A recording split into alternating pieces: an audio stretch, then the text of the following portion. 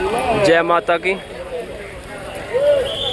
माँ वैष्णो देवी में यात्रा भी स्थगित है, 2 दिन तक अस्थायी रूप से पूर्ण बंद किया गया है और 2 दिन बाद यात्रा चालू होगी।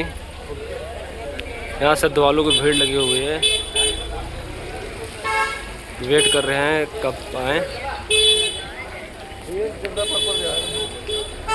2 दिन बाद यात्रा फिर से प्रारंभ होगी।